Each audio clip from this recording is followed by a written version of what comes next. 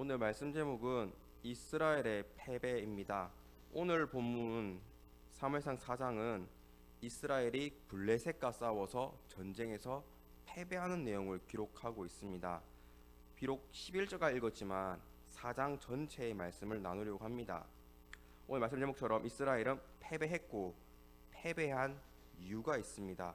그 이유를 통해서 우리는 반면교사 삼아서 늘 승리하고 평안한 인생길을 살아가는 성도님들 가정 되시길 축원합니다. 오늘 말씀 우리 메시지는 우리 첫 번째 같이 띄어서 같이 읽겠습니다. 시작.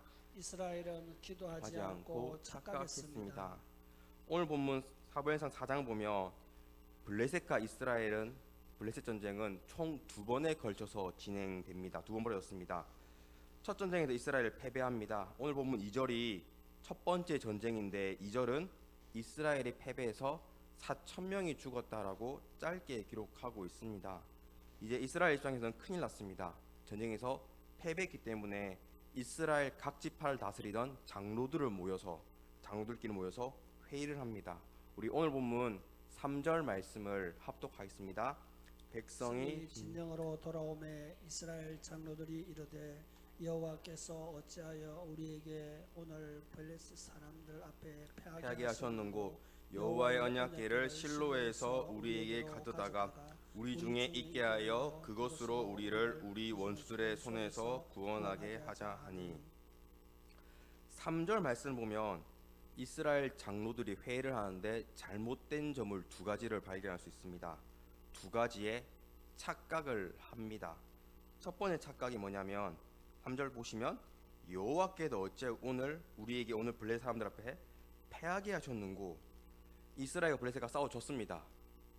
그러자 장로들 지도자들이 하는 말이 하나님이 왜 우리를 패배하게 하셨는가 라고 하는 것입니다. 즉 전쟁에서 지니까 우리가 진 것은 우리의 군사력, 우리의 전략, 우리의 무기가 아니라 순전히 하나님 때문에 우리가 졌다라고 다 같이 머리를 맞대어서 하나님께 책임 전가를 하고 있습니다. 이스라엘 완벽했고 다 하나님 잘못이라는 것입니다. 쉽게 말하면 하나님 당신 때문입니다. 하나님 탓이다 라고 하고 있는 것입니다. 비슷한 게 있는 게 바로 출애굽기입니다. 출애굽기도 보면 출애굽해서 광야 생활을 할 때 이스라엘 백성이 가나안 땅 갈 때 조금만 뭔가 불편하면 먹을 게 떨어졌다든지 물이 없다든지 하면 어떻게 합니까? 하나님을 향해서 원망불평합니다. 당신이 우리를 애굽에서 끌어내가지고 인도했으면 책임져야지 왜 우리를 목말라 죽게, 우리를 배고파 죽게 하느냐라고 하나님 향해서 조금만 불평하며 하나님 향해서 원망했습니다. 결국 그들은 다 심판받았습니다. 오늘 보면 마찬가지입니다. 오늘 보면 이스라엘 백성도 전쟁에서 패배하니 가장 먼저 하는 말이 하나님이 왜 우리를 지게 하셨는가, 하나님 때문이다 라고 하나님을 향하여 책임 전가를 하고 있습니다. 사역을 하다 보면 자주 꽤 보게 됩니다. 하나님을 원망한 성도를 자주 보게 됩니다.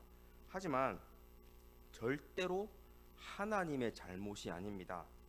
물론 가끔씩 하나님께서 성도를 훈련시키기 위해서 준비하신 고난도 있습니다. 준비하신 패배도 있습니다. 하지만 대부분의 고난과 대부분의 패배는 나의 잘못된 선택, 나의 잘못된 욕심으로 일어난 일입니다. 오늘 이스라엘 패배한 것도 하나님이 아닌 이스라엘 잘못 때문에 졌습니다. 2번 착각을 통해서 알 수 있는데 2번 착각이 뭐냐면 첫 번째가 하나님 향한 책임 전가라고 했습니다. 2번 착각을 보시면 하나님 탓을 하면서 하나님을 믿지 않았습니다. 오히려 우상 숭배하는 것을 암시하고 있습니다. 3절 하반절을 보시면 추측할 수 있습니다. 우상 숭배를 추측할 수 있습니다. 3절 하반절 보시면 여호와의 언약궤를 실로에서 우리에게 가져다가 우리 중에 있게 하여 그것을 우리를 우리 원수들 손에서 구원하게 하자 하니. 하나님 당신 때 졌습니다. 그 다음 하는 말 하나님 도와주세요가 아닙니다. 하나님이 아니라 우리들의 힘으로 해결하자라고 합니다.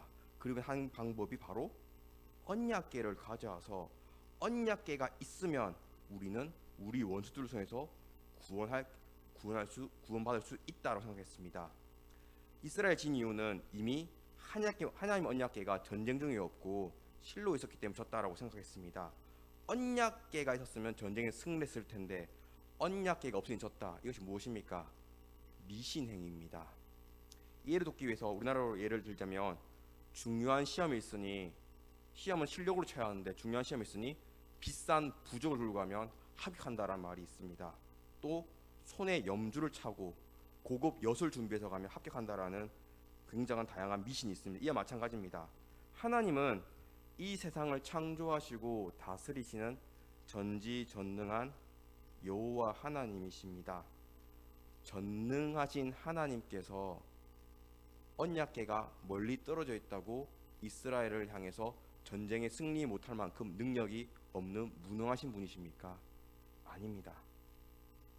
이스라엘이 바알과 아세라라는 우상을 받아들였기 때문에 하나님도 똑같이 섬겼습니다. 바알은 실제로 이스라엘을 가보면 이스라엘 유적지 가보면 집집마다 바알 조각상이 있습니다. 작은 조각상도 있습니다. 바알과 아세라 중시는 우상은 바알 조각상을 가지고 있으면 내가 잘 되고 복 받는다라는 생각을 했습니다. 마찬가지입니다. 그래서 언약궤를 봤을 때 조각상과 똑같았기 때문에 이게 우리한테 왔으면 우리가 바알신처럼 하나님 우리에게 승리하게 하실 것이다라고 생각한 것입니다. 미신행위를 선택한 것입니다. 언약궤를 그리고 결국 가지고 왔습니다. 블레셋과 2차전을 치르게 됩니다. 어떻게 되었을까요? 하나님 때문에 졌고 이제 언약궤가 와서 우리가 승리하겠다고 생각했지만 이겼을까요? 졌을까요? 졌습니다. 그런데 그냥 진 것도 아니라 더 심하게 참패당합니다. 2절 하반절에 1차전에서 이스라엘이 4,000명이 죽었다고 했습니다. 2차전은 10절에 기록되어 있는데 10절 하반절 보시면 3만 명이 죽었다라고 기록되어 있습니다. 4,000명과 3만 명은 약 7배 차이입니다. 굉장히 많은 인원이 이스라엘과 블레셋 2차전에서 죽게 되었습니다. 사랑하는 누님들, 우리는 이스라엘 백성의 모습을 반면교사 삼아야 합니다. 반대로 행동해야 합니다. 나도 인생 가운데 만나는 위기와 고난과 환난 가운데 내가 조금 실패를 겪더라도 이스라엘 백성들처럼 하나님 때문에 내가 망했습니다. 하나님 때문입니다 라고 하나님을 향한 책임 전가를 하고 있지 않습니까?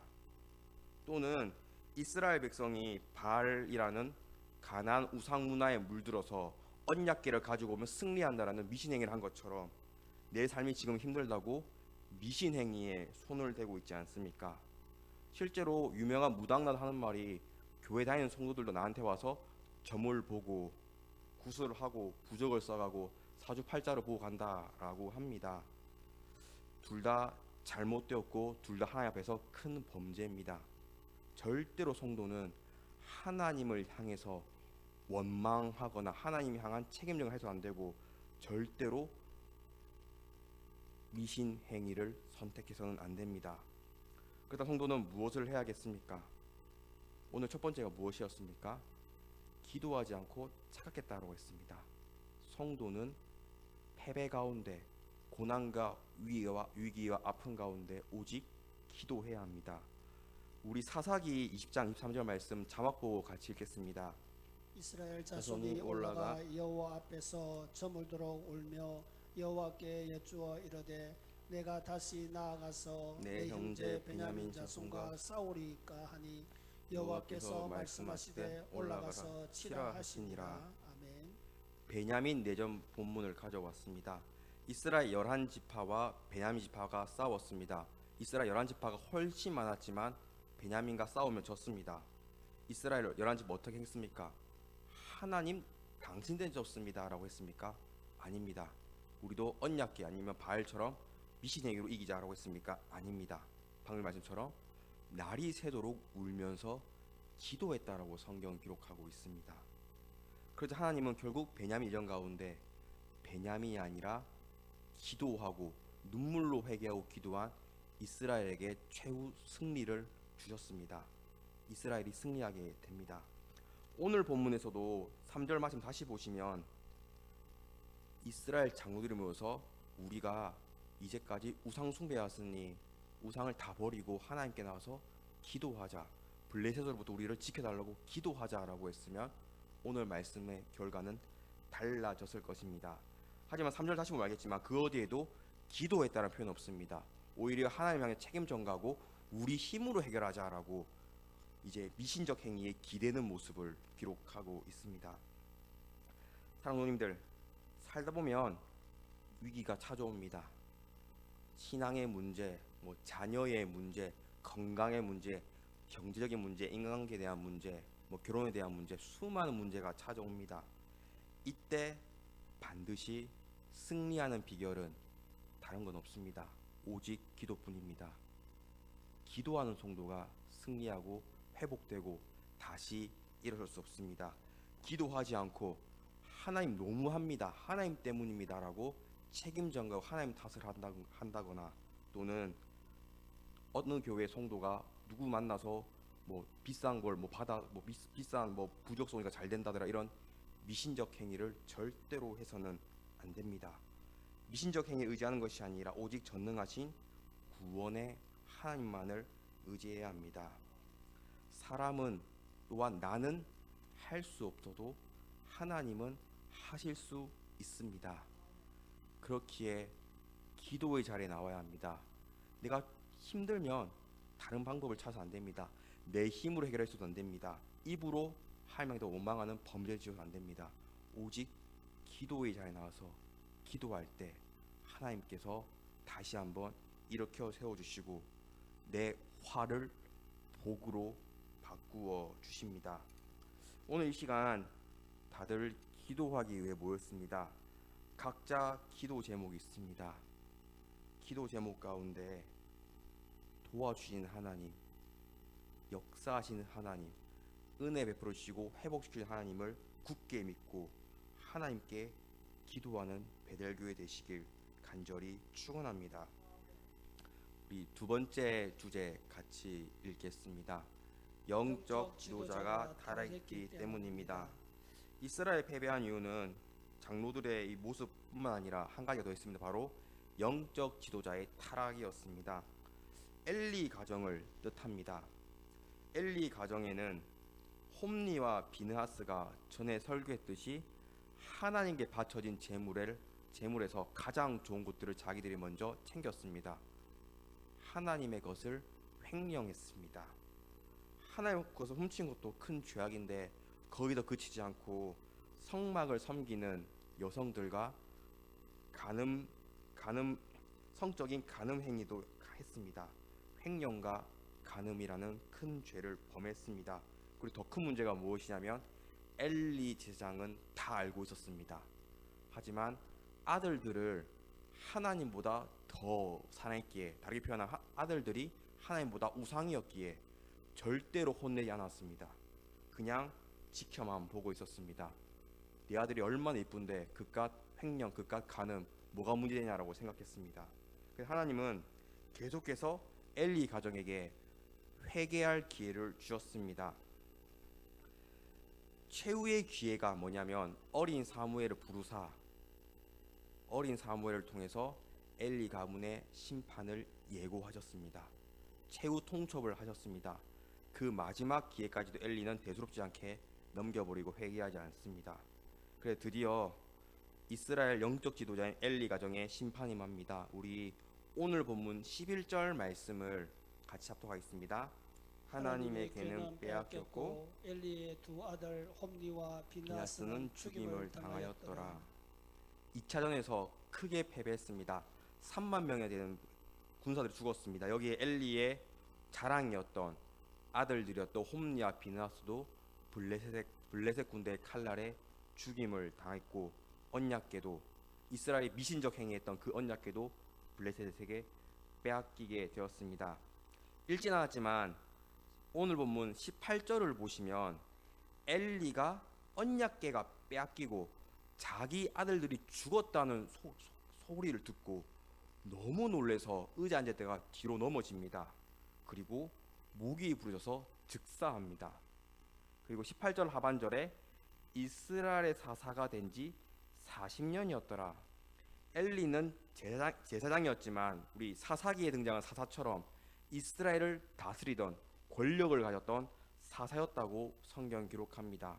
무려 40년입니다. 40년 동안 온갖 범죄를 행했어도 눈 감아주고 회개하지 않은 최악의 타락한 범죄였습니다.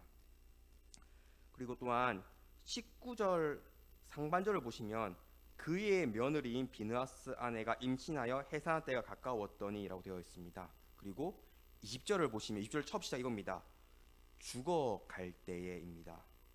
무슨 뜻이냐면 홈리와 비느하스가 죽임을 당하고 엘리가 그 소식을 듣고 충격받아서 넘어져 죽게 되었습니다. 그리고 이 소식을 다 합쳐서 엘리의 며느리 즉 비느하스의 아내가 듣게 됩니다. 이때 이제 며느리가 이 아내가 출산하려고 했는데 출산 중 이 소식을 듣니까 너무 큰 충격을 받고 죽어가면서 아이를 낳게 되었습니다.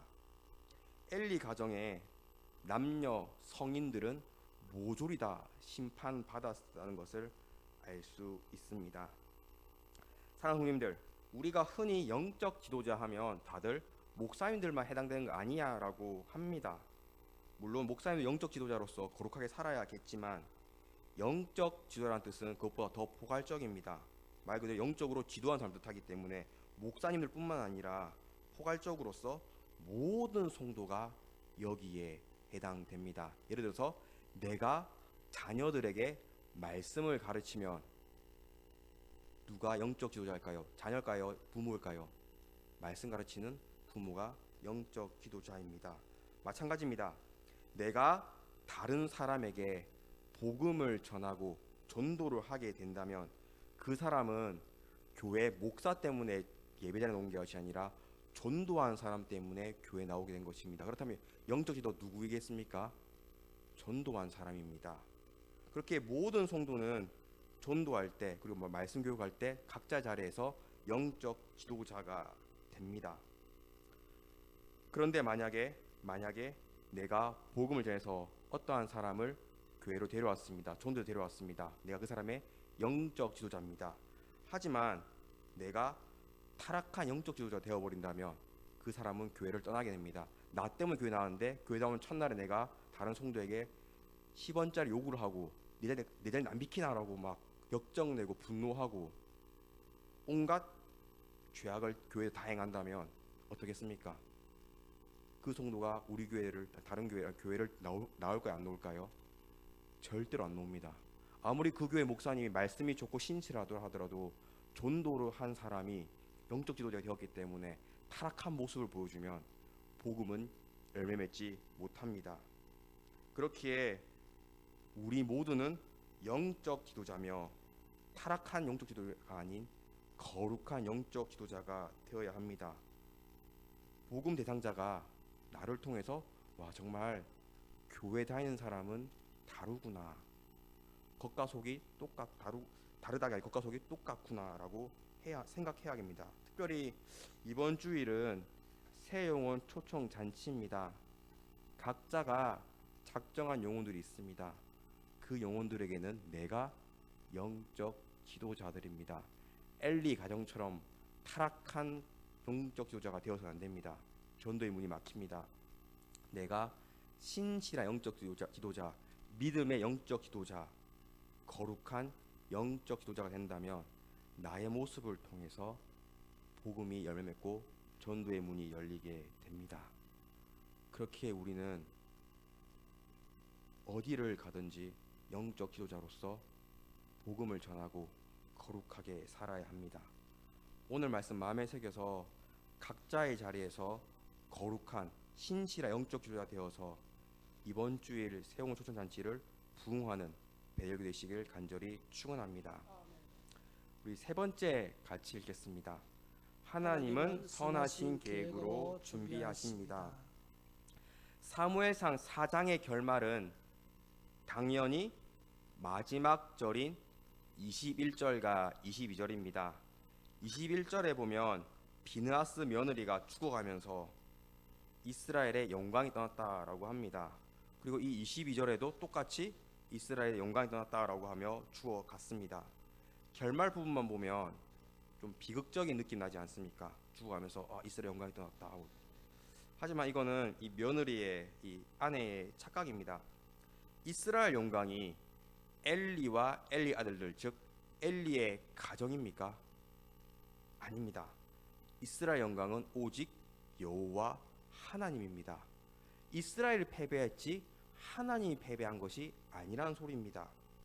그렇기에 며느리 생각에는 지금 애를 낳고 죽어가면서 시아버지, 사사였던 시아버지 권력가도 죽었고 그 아들들, 내 남편도 다 죽었으니 내 집안이 쫄딱 망했으니 이스라엘의 영광이 떠났다. 다르게 표현하면 내 영광이 떠났다라고 하면서 죽어간 것입니다.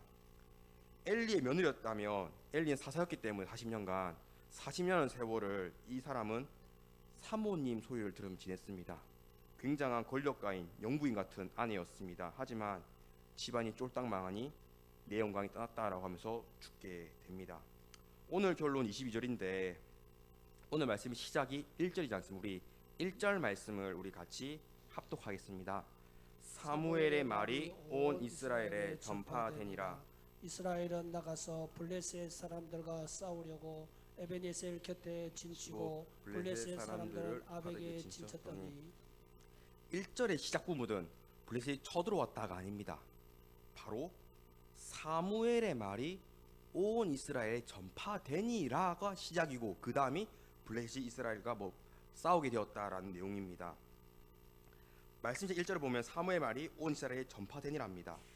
22절 말은 아내의 착각이 말이지 않습니까? 영광이 떠났다 이 말이고 1절은 사무엘의 말이 온 이스라엘에 전파되었다. 그리고 전쟁이 시작되었다입니다. 이걸 뭐라고 하냐면 문학에서는 역진적 구성이라고 합니다. 다른 사람은 다른 표현으로는 회귀적 구조라고 합니다. 무슨 뜻이냐면 마지막을 보고 다시 책을 읽게 되면 첫 부분을 봤을 때 뒷부분과 이어진다는 것을 알 수 있습니다. 다르게 표현하면 다 보고 다시 봤을 때 새로운 걸 첫 부분에 발견한다는 걸 알 수 있습니다. 마지막 장면과 첫 장면이 연관된다는 뜻입니다. 제가 어떤 걸로 설명하다 고민하다가 좋아하는 영화는 아닙니다. 물론 재밌게 봤는데 좀 영적으로 안 좋습니다. 우리나라 영화 중에 이제 올드보이가 있습니다. 안 보신 분은 안 보셔도 됩니다. 재밌긴 한데 영적으로 안 좋습니다. 올드보이를 다 보면 보시면 알겠지만 결말은 딸과의 비극으로 끝납니다. 하지만 올드보이를 다시 보면 첫 장면이 무엇이냐면 최민식 배우가 이제 기뻐하면서 딸과 통화하는 장면을 시작합니다. 결말은 비극이었지만 딸과의 비극, 시작은 딸과의 행복한 장면입니다. 이것이 역진적 구조입니다. 다시 보면 이건 마지막을 암시하는 거구나. 마찬가지입니다. 사장 전체의 내용은 이스라엘이 패배하고 엘리 가정 심판받는 내용입니다. 마지막에는 엘리의 며느리가 이스라엘이 영광이 떠났다, 우리 집에 영광이 떠났다라고 한탄하며 말을 끝납니다.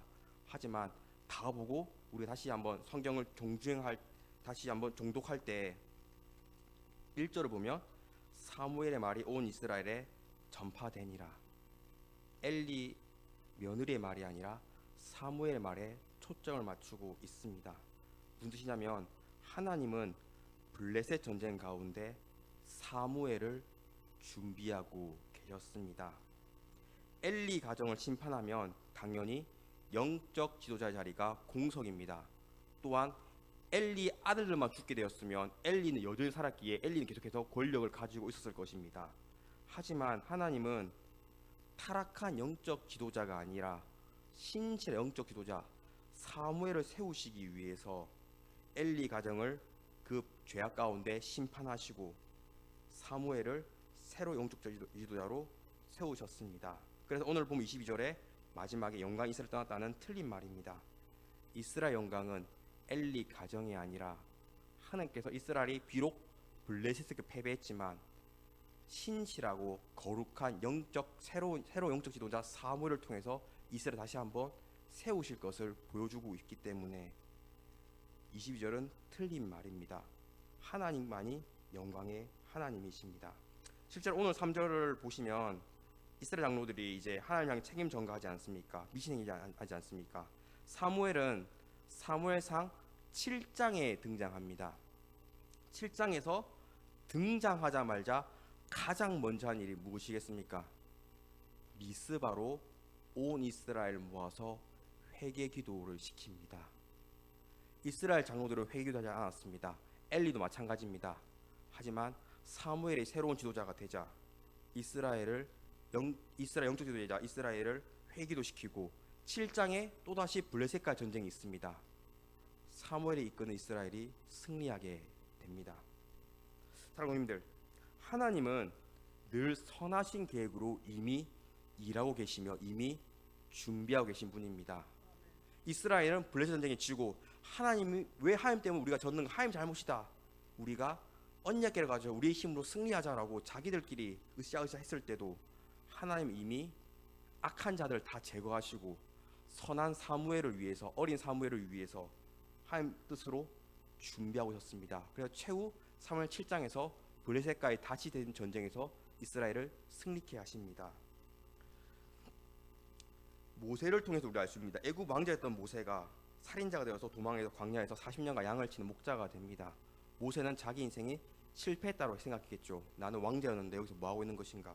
하지만 하나님께서는 그 40년 기간 동안 모세를 훈련시켰습니다. 모세를 준비했을 때 이스라엘에게 출애굽의 은혜가 임했습니다. 이처럼 하나님은 이 자리에 모이신 성도님들과 성도님 가정을 향한 선하신 계획이 있습니다. 내가 비록 지금은 실패했을지라도 내가 비록 지금은 힘들지라도 괴로울지라도 하나님은 못 본 척하고 있는 것이 아니라 나와 내 가정을 향한 선하신 계획을 준비하시고 일하시고 계십니다. 잠언 19장 21절 말씀 우리 같이 합독하겠습니다. 사람의 마음에는 많은 계획이 있어도 오직 여호와의 뜻만이 완전히 서리라. 아멘. 오늘 말씀 보시면 이스라엘 계획이 무엇이었습니까? 하나님 탓을 하고 언약궤를 갖고 와서 블레셋과 싸워 승리하자 했습니다. 그 계획대로 흘러갔습니까? 패배했고 참패당했습니다. 하나님의 계획이 무엇이었습니까?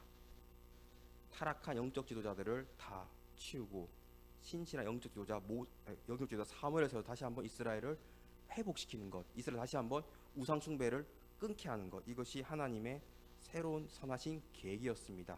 결국 잠언 말씀처럼 하나님만의 계획이 온전히 서게 되었습니다. 여기서 중요한 점은 하나님의 뜻은 늘 선하신 뜻입니다. 사람의 계획은 악할 수 있습니다. 헛될 수 있습니다. 이스라엘 장로들처럼 미신적 행위한 것처럼 잘못된 선택을 할 수도 있습니다. 하지만 하나님의 계획은 늘 선하시며 늘 은혜로우신 계획이십니다. 그렇기에 지금 내가 너무 힘들고 괴로울지라도 하나님께서 반드시 날 향하신 선하신 계획이 있으며 일하시고 계시다는 것을 믿으시고 하나님께 더욱더 믿고 의지하셔야 합니다. 그렇게 어떠한 상황 가운데서도 죄를 짓는 것이 아니라 하나님 탓을 하는 것이 아니라 다른 방법을 찾는 것이 아니라 내 힘을 해결하는 것이 아니라 선하신 계획으로 일하시고 계실 하나님을 기대하며 하나님만을 의지해야 합니다. 오직 하나님께 기도하는 성도가 되어야 합니다. 목적이 이끄는 삶 저자 리고레 목사님께서 하신 말입니다. 우리의 생각보다 하나님은 훨씬 더 큰 계획을 가지고 계십니다. 기도하며 인내해야 합니다. 라고 말했습니다.